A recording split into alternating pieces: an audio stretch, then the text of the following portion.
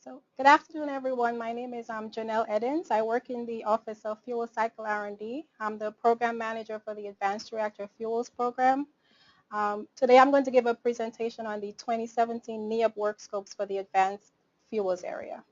First, I'll give a brief overview of the advanced fuels campaign, and then I'll go into the 3 work scopes for this year.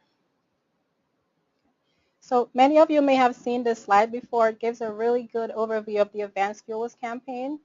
There are 2 main fuel programs that we're looking at. We have the Accident Tolerant Fuel Program, where we're looking at light water reactor fuels with enhanced performance and improved safety under accident conditions. And in this program, we're transitioning from phase 1, which was the feasibility phase, into phase 2, which is the development and qualification phase. And our goal is to insert a lead test rod or test assembly into a commercial reactor by 2022.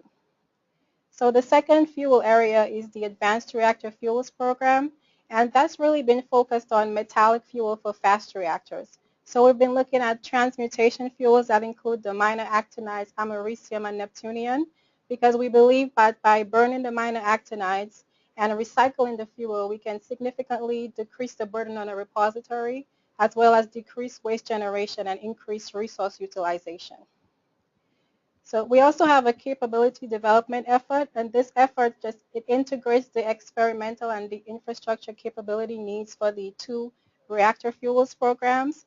And finally, we have a modeling and simulation effort, which touches pretty much every aspect of the Advanced Fuels campaign. And primarily for us, this is development of the Moose, Spice, and Marmot Fuel Performance Code. And we work very closely with the NEAMS program on this. So this slide just shows how important the NEOP program is to us. In any given year, we have about 30 ongoing projects. We awarded 7 new projects last year in 2016. And you can see from the graphic that we have a large number of lead and collaborating universities that we work with. Okay, so now we're getting into the 3 work scopes. The first is FC 2.1, Reactor Poolside Non-Destructive Characterization Techniques for Advanced Fuel Concepts. And the federal manager here will be Ken Keller, and the technical point of contact will be John Carmack from the Idaho National Lab. So with this work scope, we're looking for NDE techniques that we can apply to the pool side of a reactor. We're looking to take the experiment out of the reactor, apply these NDE techniques that you propose, and then be able to put the experiment back into the reactor. Or we could even decide not to put the experiment back based on the results that we get. So some things that we're particularly interested in would be physical condition, geometry, and the general state of the fuel and the cladding, with a particular focus on the internal features and chemistry. So this slide gives a bit more detail on FC 2.1. There are current technologies that you can use right now at poolside for inspection, such as visual examinations, eddy current, ultrasonic, or gamma and neutron radiography. But we're not looking for something that you can just take off the shelf. We're looking for novel techniques. So although you may look at these traditional technologies, there must be some advancement on the current state of the art.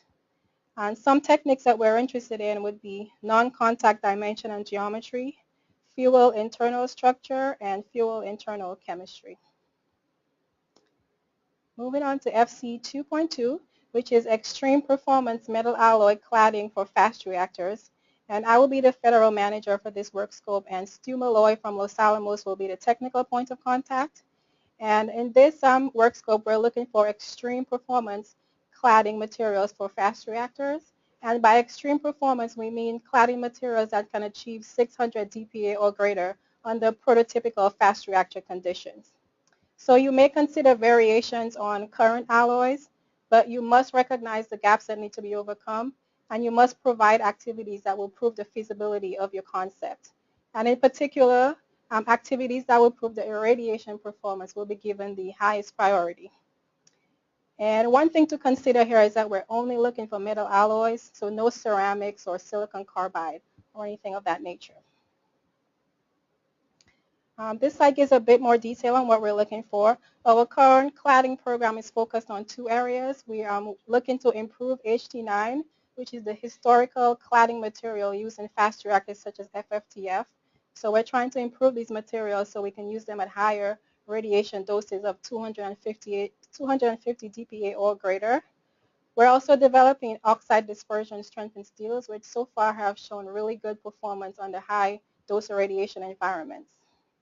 So you may be asking, well, why 600 dPa? Why are we even doing this work scope?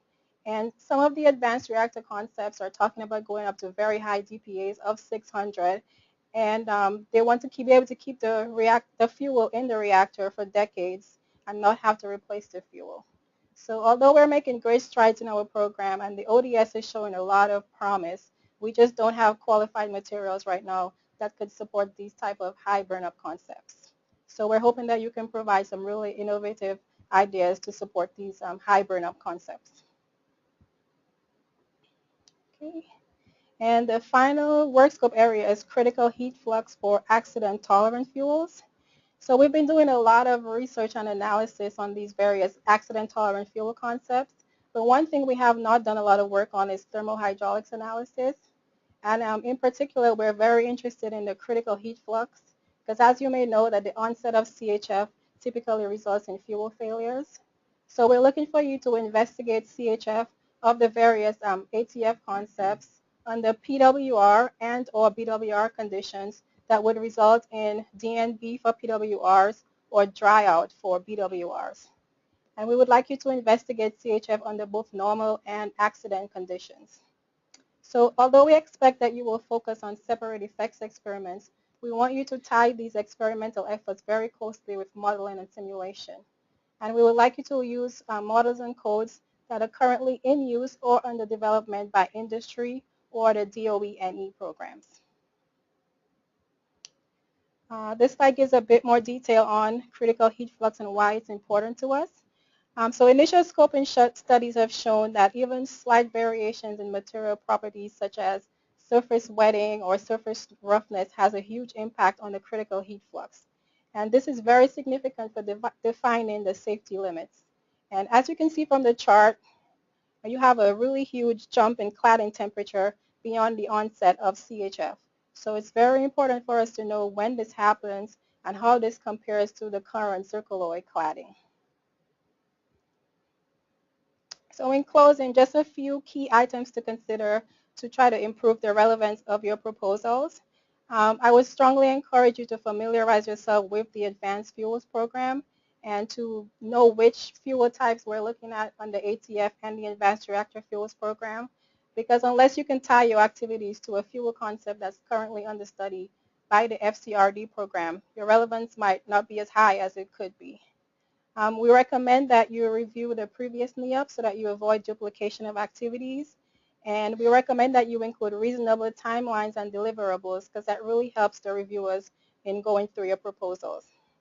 And finally, though we expect that you will focus on experimental activities, proposals that identify modeling and simulation activities will be given the highest priority. And this slide gives the contact information for the federal managers and the technical point of contact. So I believe you can contact any of us up till you submit the full proposal, pre-application. Okay. And with that, I'll take questions. Where can one find documentation on previous NEUPs?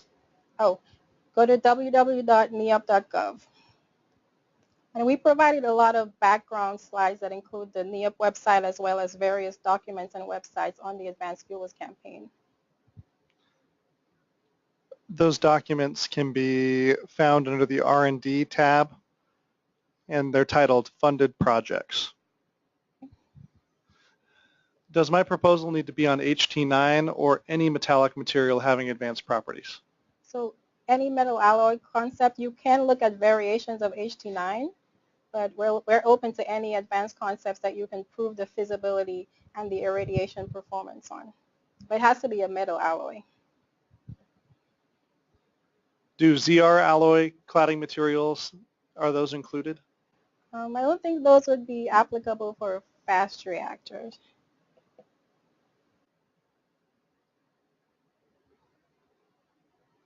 So we're only looking for fast reactor cladding material, not light water reactor.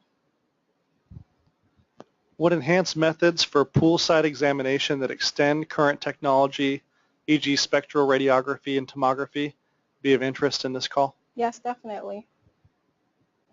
Tomography is one of the key areas that we would be looking at. So.